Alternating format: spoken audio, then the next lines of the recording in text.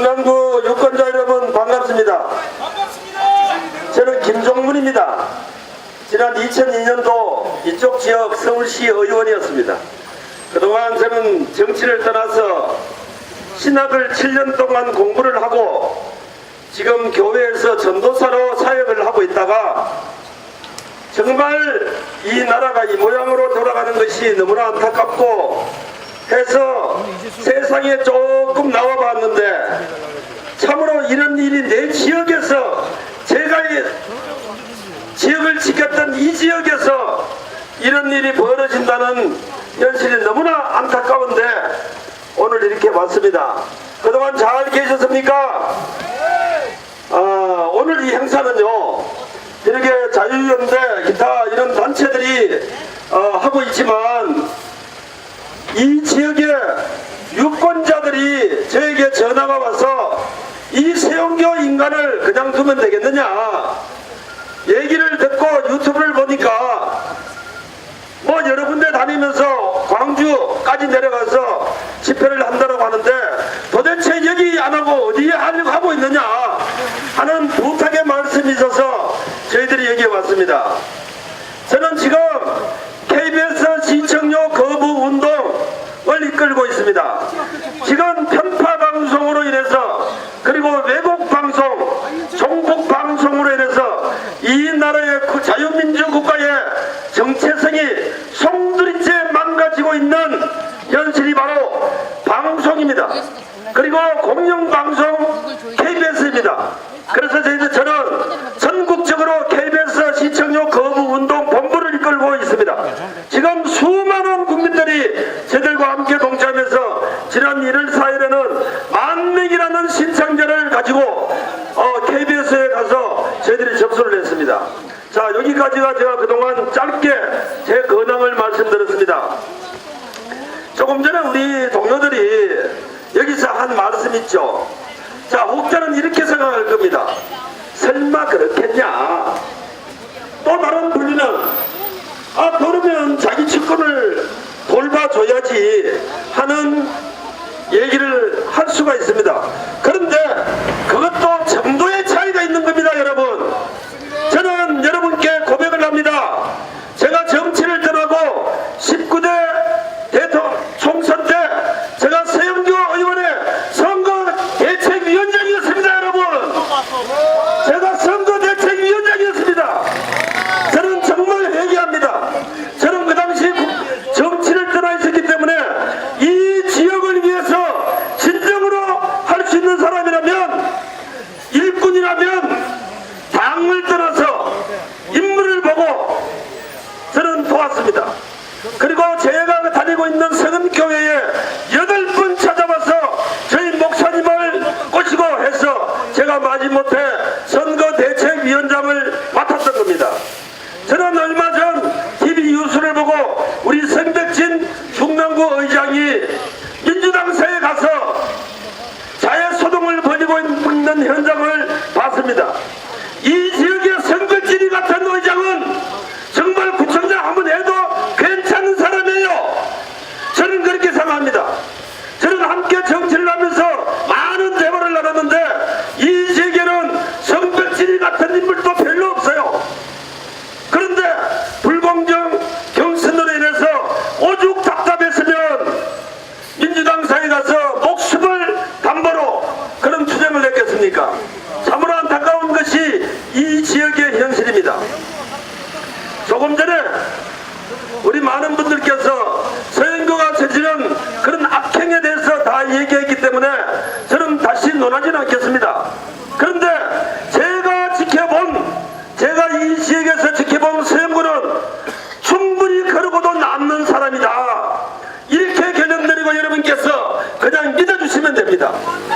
자, 그러면 이 문제를 가지고 또 이 앞에 있는 우리 민주당 당원들은 이렇게 얘기할 겁니다. 그것이 뭘 정치인들이 그렇게 그것이 큰 문제라고 합니다. 그런데 자기들이 하면 로맨스고 우리가 하면 다른 사람이 하면 불륜이 되는 이것이 바로 내로남불이죠. 지금 문재인 정권이 저지르고 있는 모든 잘못이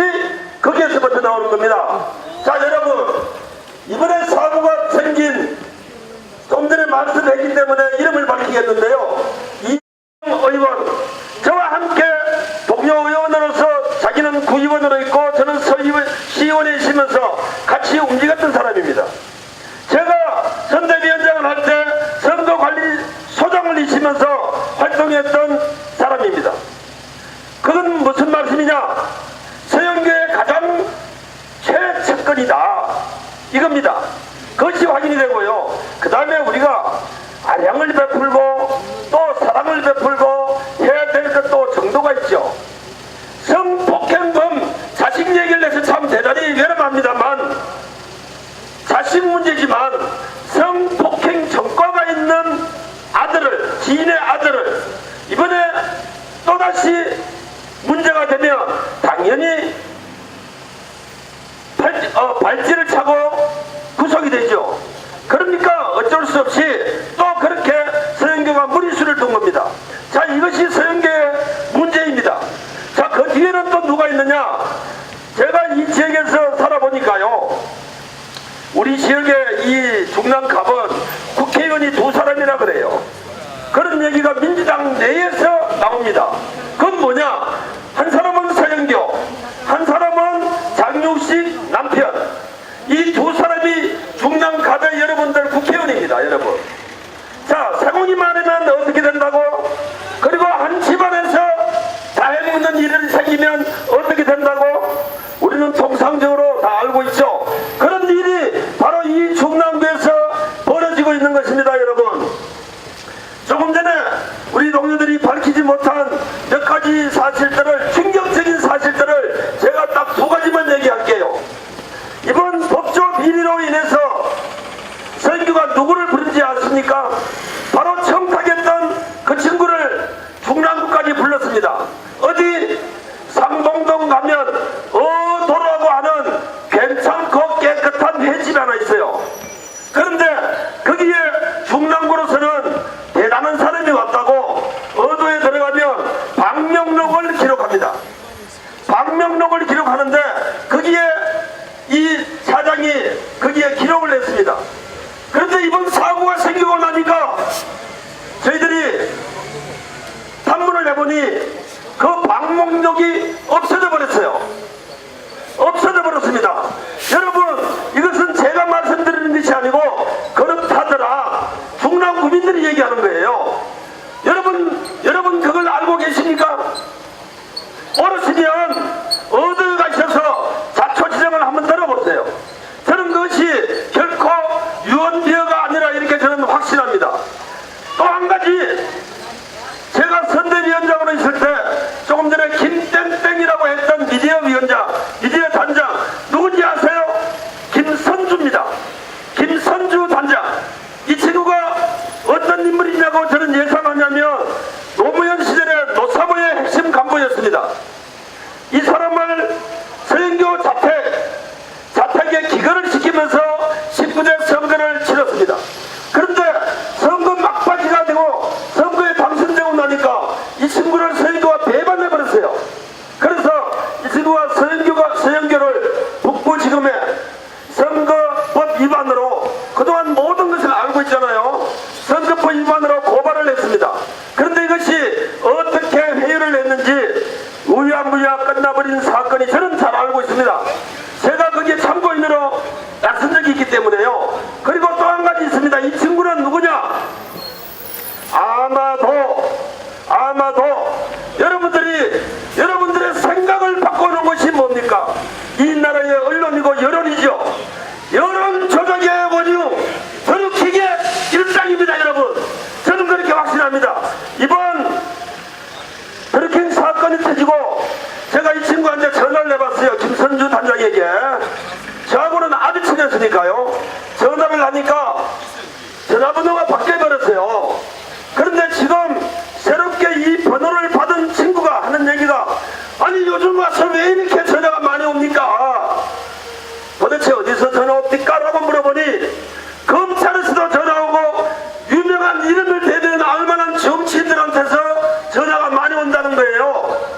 그래서 제가 왜 이렇게 확신을 하느냐, TV 화면에 했던 이니셜을 보니까 SJKD예요. SJKD예요. 선주 김선주예요. 아마도 그 친구는 지금 징역을 살고 있든지 아니면 어디론가 떠나서 몸을 숨기고 있을 수도 있습니다. 저는 확신합니다. 언젠가는 이 친구가 나타날 거라 믿고 틀림없이 연관될 수도 있다라는 저는 확신을 갖고 있습니다. 자, 여러분, 오랜 정치를 하다가 이 지역을 떠나 있으면 좋은 소식이 들려와야 되는 것이 맞습니다. 또 여러분이 이 지역에 많은 사랑을 갖고 계시는 유권자 여러분, 현명한 판단을 하셔야 됩니다. 현명한 판단을 하셔야 될 것이 뭐냐면, 정치인들은요, 정치를 좀 잘 못할 수 있어요. 그리고 경제를 좀 망가뜨릴 수도 있습니다. 그런데 가장 큰 문제는 나라를 송두리째 말아먹는, 나라를 송두리째 갖다 바치는 정권이라면 여러분들이 이제 정신 차려야 합니다. 그것마저 여러분들께서 정신을 차리지 못하면 지금 우리는 어쩌면 마이크를 잡고 목소리를 낼 수 있는 기회도 없어질 수도 있고요.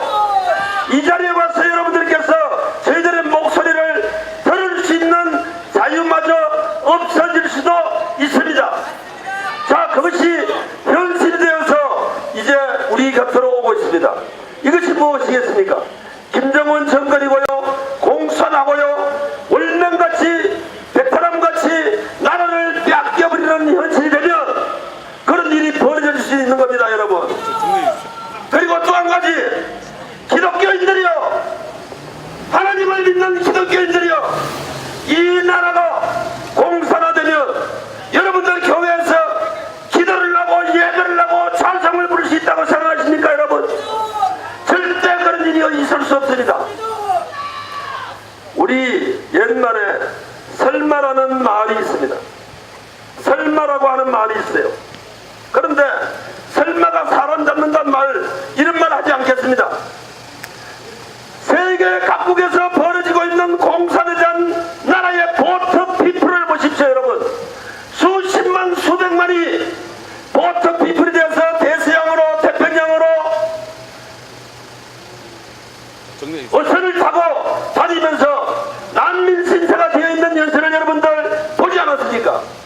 저와 여러분, 그런 현실이 우리 주변에 오지 않는다라고 누가 장담할 수 있습니까, 여러분? 저는 공산화가 되면 제일 먼저 죽을 수밖에 없는 사람입니다. 첫째 기독교인이지요, 정치인이지요, 김정은이를 규탄하는 사람이기 때문입니다. 자, 저는 그런 것이 두렵지 않습니다. 지금 우리가 수십 년 동안 목숨을 바쳐 지켜온 이 대한민국이, 이 대한민국이 여러분들의 자녀까지 그런 현실에 놓여진다면 지금 우리는 세계의 문제를 가지고 하는 단순한 문제로 가져가면 안 됩니다, 여러분. 이것은 여러분들의 생명과 직결되고 대한민국의 운명과 직결되고 여러분 자녀와 직결되고 있는 것입니다, 여러분. 그 가운데 가장 원흉이 서영교입니다, 여러분. 바로 서영교입니다, 여러분.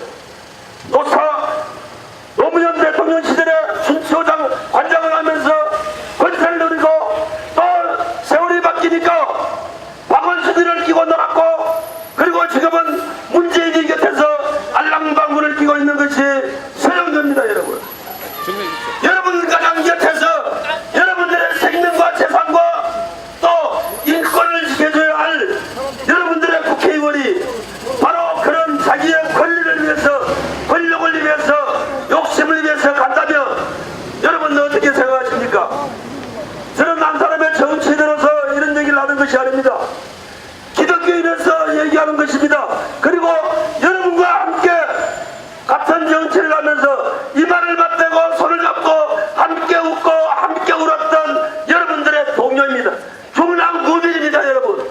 그런데 지금의 이 현실을 그냥 방관한다면 여러분들은 미필적 고의가 되는 것입니다. 살인하는 인장을 지켜보고만 있는 것이 바로 미필적 고의입니다. 미필적 고의는 똑같은 살인죄가 되는 것입니다, 여러분. 만약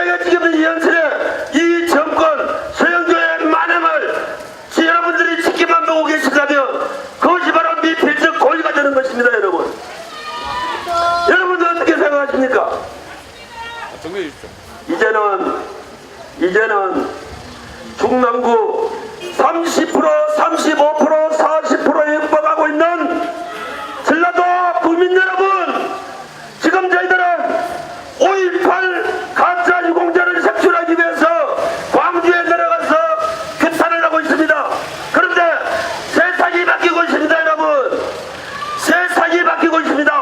어떤 것이냐? 광주 시민들이 저희들에게 음료수를 사다주고 후원금을 내고 하면서 꼭 가짜 유공자를 색출해달라고 합니다. 전라도 민족 여러분, 여러분들의 베개를 이제는 회복하십시오.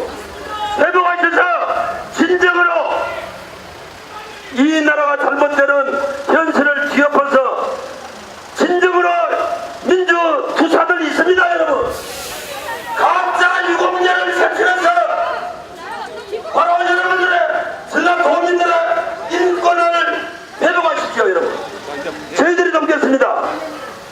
자, 마지막으로